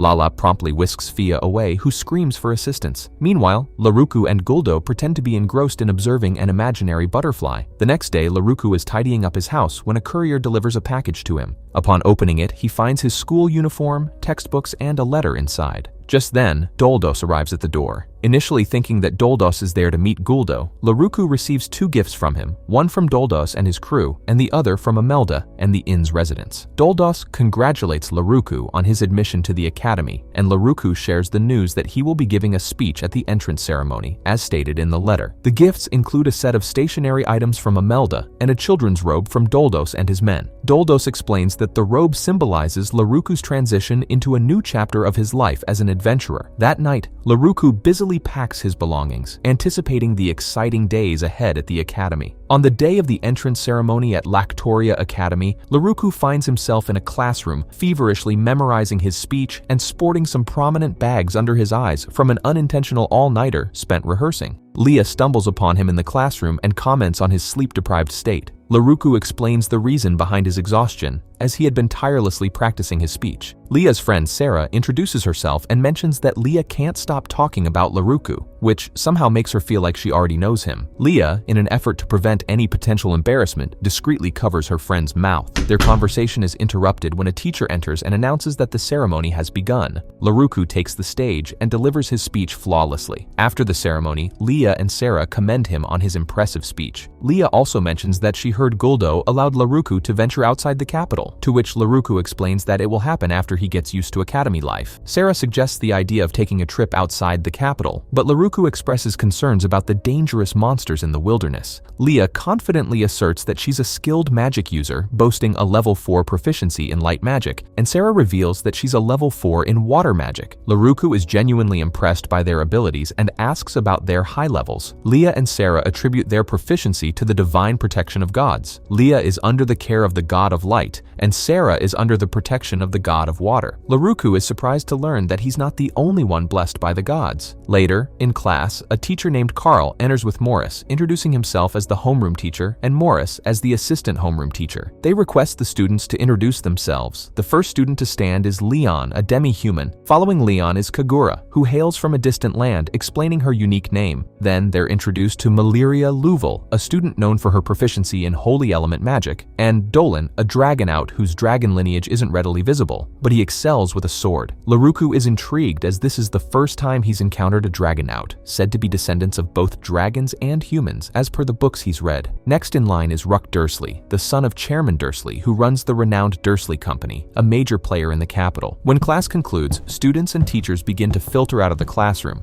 Laruku senses someone staring at him and turns to find Morris locking eyes with him. Laruku, curious, addresses Morris and asks if there's something he'd like to say, but Morris initially responds with a negative. However, just as Laruku turns away, Morris grabs his shoulder and asks if he could wait for a moment. In hushed tones, Morris inquires about Guldo's well-being. Laruku reassures Morris that his father is doing just fine and offers to relay a message if Morris wishes to meet with Guldo. Morris hesitates briefly, then confesses that during the time when Guldo faced the dragon alone, he felt powerless and unable to assist. He believed he had no right to confront Guldo. Laruku kindly explains that his father doesn't hold grudges and has, in fact, become friends with other adventurers like Doldos. The mention of Guldo and Doldos being friends surprises Morris, and he takes a moment to mull it over before gently patting Laruku's back. On the third day of class, their teacher, Carl, announces an icebreaker activity where each student will present their favorite spell or skill. Rock turns to Laruku and inquires about what he plans to showcase during the icebreaker activity. Laruku grins and replies that he's going to demonstrate a combo of spells and his trusty storage skill, piquing Rock's interest. Laruku skillfully conjures fire and water using his magic, combines them into a unique blend, and then uses wind magic to make the resulting creation levitate. He urges Rock to touch it, and the young student complies, noting that the water feels warm. Laruku modestly explains that anyone can perform magic like him with enough dedication, but Rock points out that many people give up before reaching Laruku's level of skill. Seems like Laruku's going to be quite popular here. Before long, a small crowd of students gathers around Laruku, showering him with compliments about his magical prowess. Laruku takes a moment to speak with Rock about combining his storage skills with spells. It turns out that Rock possesses a unique skill called an interdimensional storage box. However, his skill has some limitations. He can't store anything larger than himself, and there isn't much space in his storage. Moreover, he must be in direct contact with an item to store it. Leah, one of their classmates, praises Laruku's storage skill for its versatility and the fact that he can store items without physical contact. Inquisitive, Roic asks Laruku for the name of his storage skill, and Laruku explains how it works. Their teacher Carl observes their interaction, feeling satisfied that the icebreaker activity was successful. After school, Laruku expresses his desire to visit the merchant district. When Rock asks about his destination, Laruku gladly shares his intention. Rock offers to guide him since his house is in that part of town.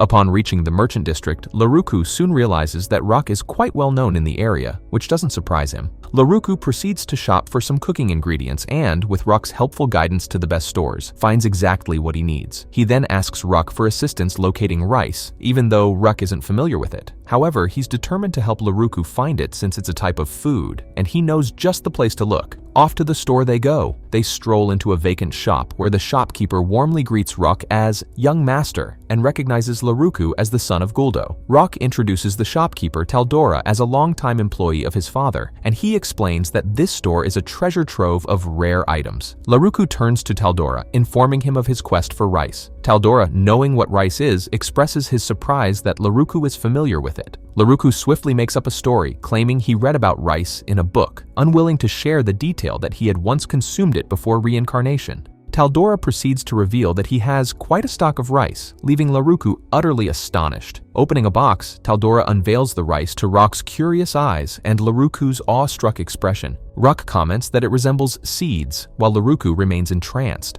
Taldora mentions his failed attempt to popularize rice due to its long shelf life and great taste. Laruku inquires about the quantity available, and Taldora mentions 50 kilograms in stock. Laruku eagerly takes out a bag of money, expressing his desire to buy it all, much to Taldora's surprise. He even encourages Taldora to continue stocking rice, marking a significant leap in rice popularity. Later at home, Laruku prepares a delectable dish known as fried rice for dinner and serves it to Guldo, who has never encountered rice before. After tasting the dish, Guldo exclaims that Laruku is a genius for creating something so delicious. As the night approaches, Laruku gets ready for bed, elated that his father enjoyed the meal he cooked. He opens the drawer where he keeps his angel statue, but as he opens it, a brilliant light emerges, making him feel dizzy before he ultimately faints. Laruku blinks in surprise, a sense of déjà vu washing over him as he opens his eyes. Before him stands Samadhi, and Laruku can't help but wonder if this is a familiar scene. Samadhi starts with an apology for summoning him out of the blue, making Laruku ask the inevitable, "Did I die?"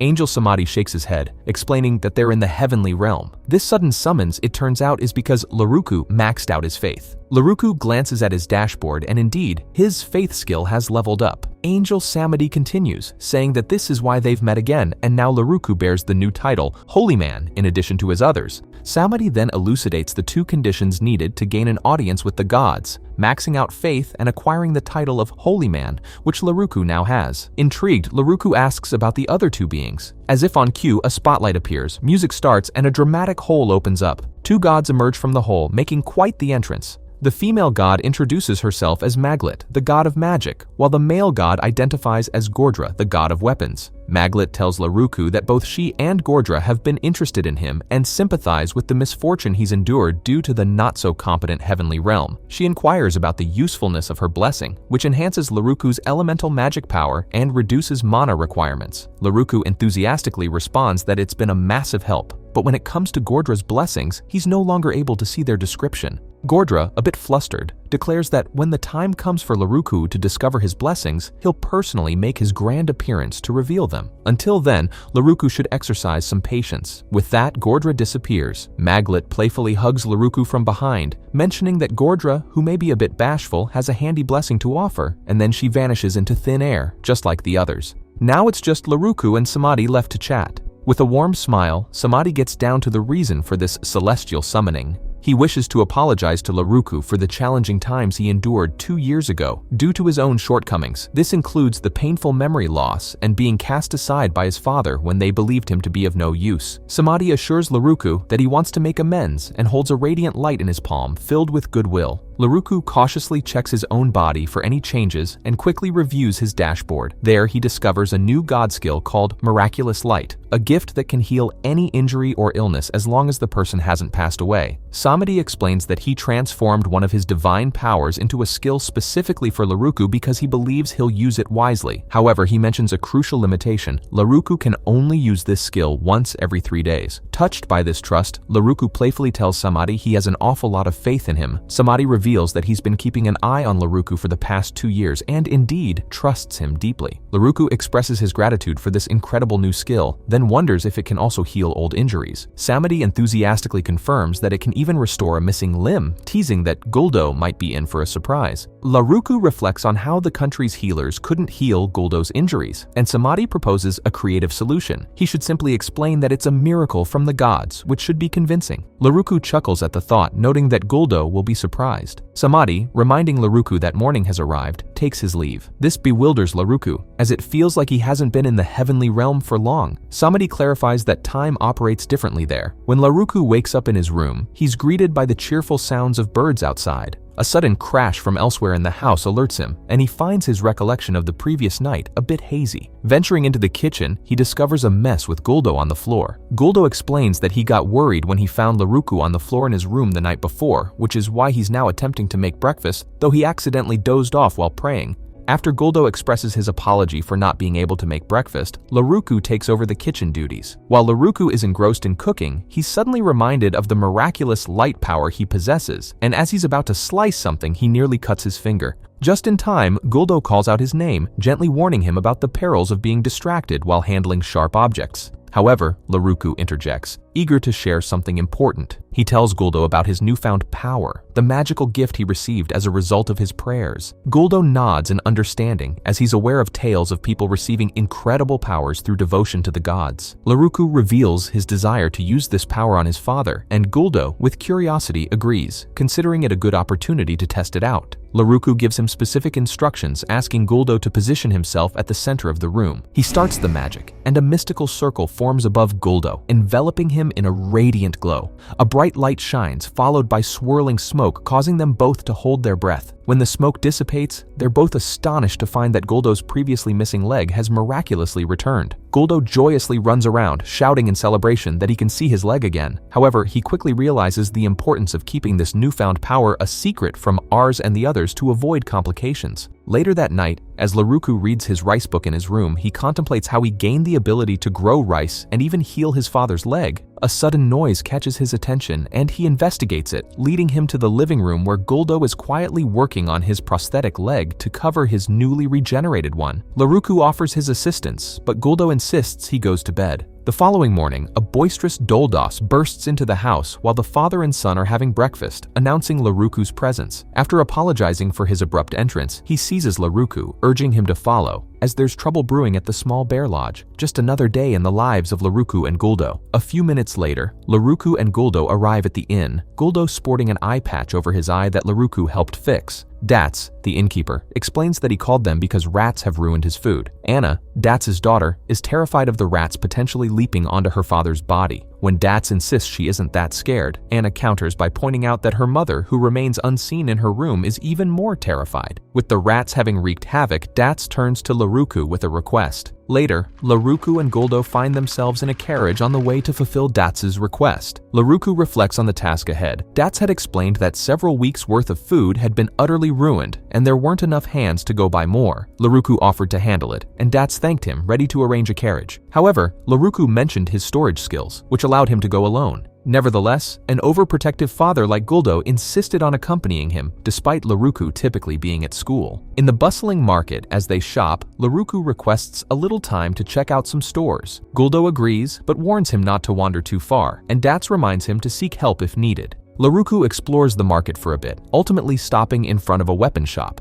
Guldo momentarily loses sight of his son and starts looking around for him on the verge of calling Laruku's name. But then he spots Laruku nearby, browsing the weapons. Upon seeing his father, Laruku rushes over, inquiring if they're done shopping. With that, they head back to the inn, carrying all their purchases after Doldos had finished dealing with the rats and cleaning up the wasted food. Dats decides to prepare a lavish meal for everyone, and Doldos shares a story about the storeroom's floor. It turns out the floor had a mishap while they were dealing with some rats. In the process of rat removal, Doldos takes an unexpected plunge through the floor, which leaves everyone laughing heartily at the mishap, although Doldos can't help but feel a bit embarrassed. Amid the laughter at Doldos's expense, Laruku spots two men struggling to get rid of the dust they've accumulated in the rat removal mission with Doldos. The trouble is, they can't rid themselves of the dust due to the icy cold water. An idea pops into Laruku's head, and he shares it with Dats. In no time at all, everyone congregates at the back of the inn, awaiting Laruku's plan in anticipation. Laruku presses his hand against the ground, and a rumble resonates beneath his fingers as he harnesses his earth magic to lift the ground. Once the platform is ready, he extracts a copious amount of hot water from his useful box and pours it into the makeshift hole, effectively creating a simple bath. Stripping off their clothes, the men eagerly leap into the warm bath, much to the astonishment of Dats, who had initially thought Laruku's plan was a joke. Laruku leaves the men enjoying their impromptu bath and proceeds to Imelda's room. He informs her and Anna that the rats have been successfully exterminated. Anna seizes the opportunity to ask for help with her studies, and Laruku readily agrees before heading off. The following day, Laruku strolls down the school's hallway, carrying a stack of books. He muses on how he has grown accustomed to the rhythm of school life. The academy grants various privileges to top students, which Laruku enjoys as one of them.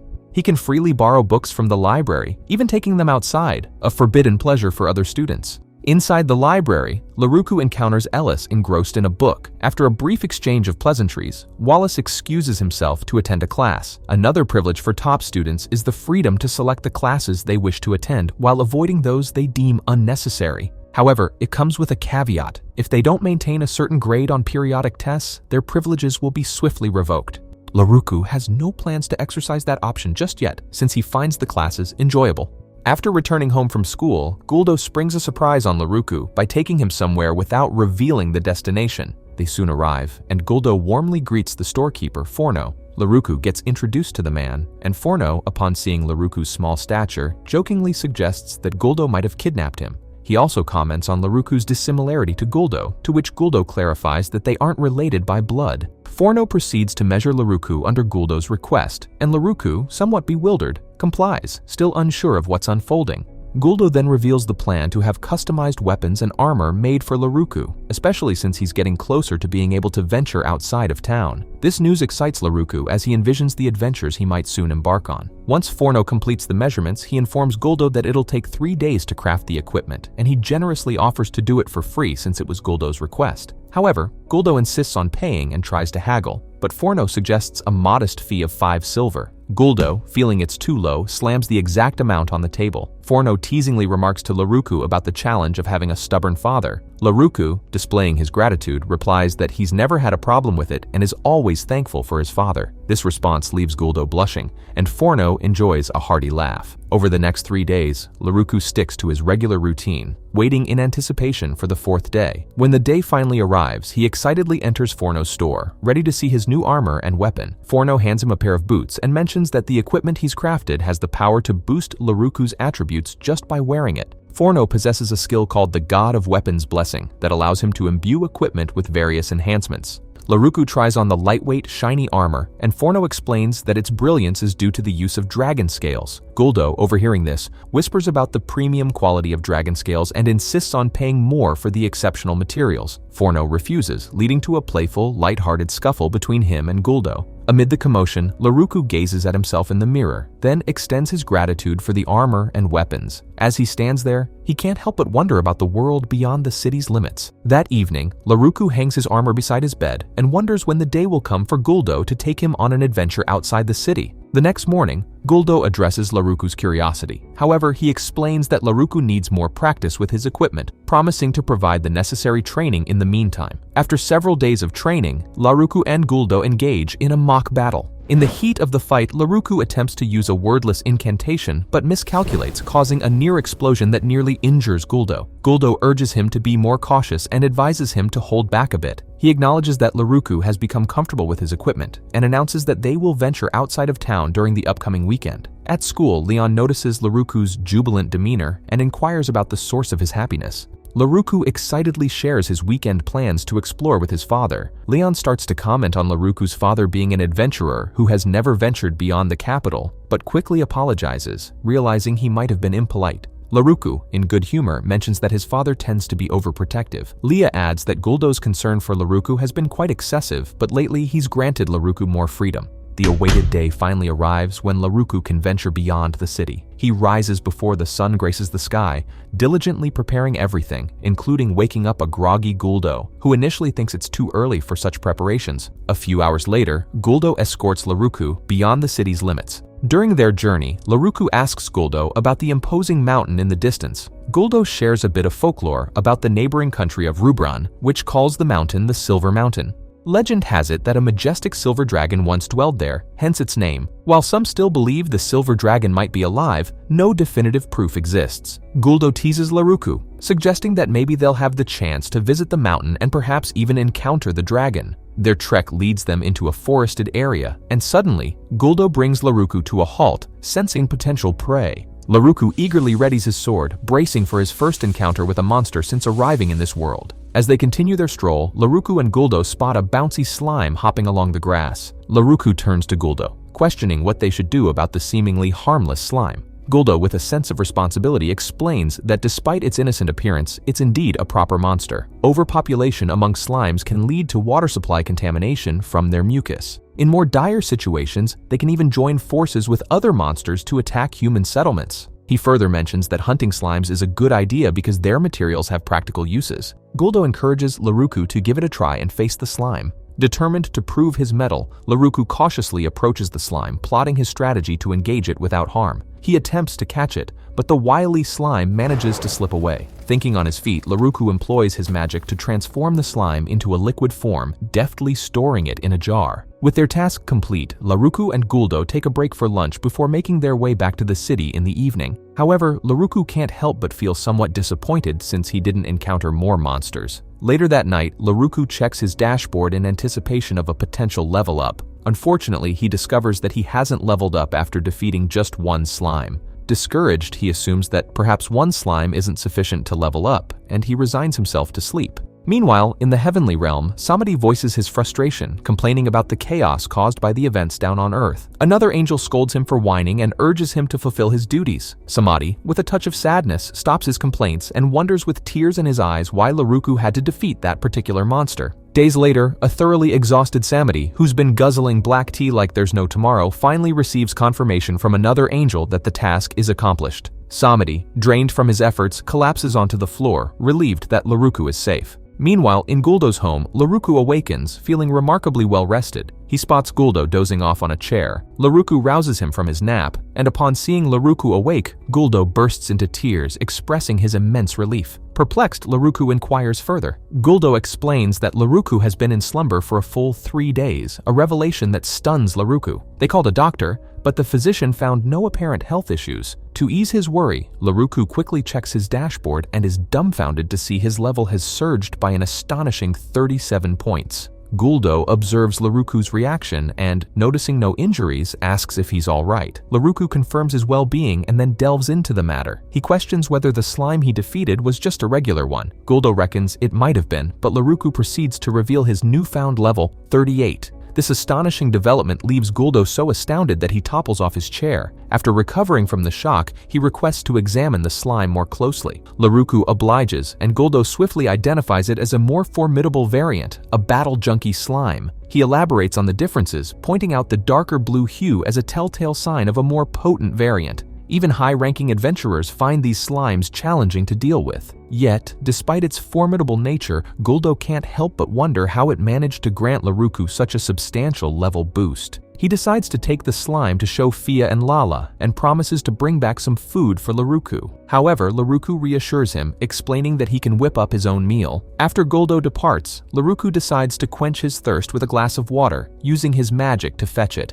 Feeling a connection with the divine, he decides to offer a prayer to Samadhi. To his amazement, his prayer transports him to the heavenly realm, where Samadhi immediately begins apologizing to him. Confused, Laruku asks Samadhi if he knows what transpired, and Samadhi begins to explain. According to him, when Laruku defeated the junkie slime, he received an immense amount of experience that placed a heavy burden on his soul. Samadhi elaborates that leveling up slowly doesn't overtax the soul, but when the level increases drastically, the soul struggles to keep up with the body's growth. In Laruku's case, his level shot up by more than 39 in a single leap.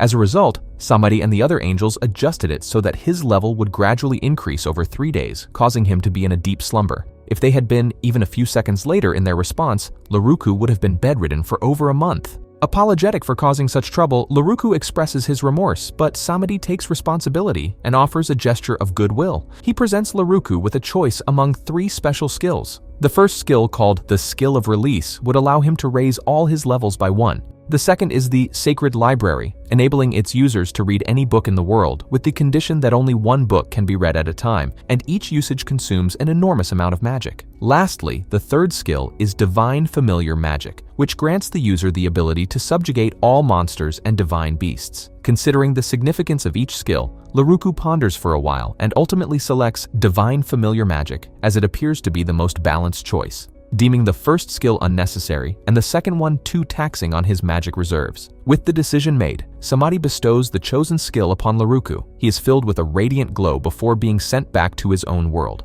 Laruku awakens in the middle of the night, still in his room, and at that moment, Guldo knocks on his door. As Guldo enters, he immediately apologizes for selling the slime because it's valuable. Laruku reassures him that it's fine, admitting that he had considered selling it as well. Guldo then shares some interesting information about the junky slime, its remarkably high level, and how such a rapid leveling event is quite rare. Laruku begins to explain why he was asleep for so long, but his words are cut short as he notices a shooting star through his window. Entranced by the sight, he rushes to the window, his thoughts filled with wonder. Could this be the legendary Silver Dragon?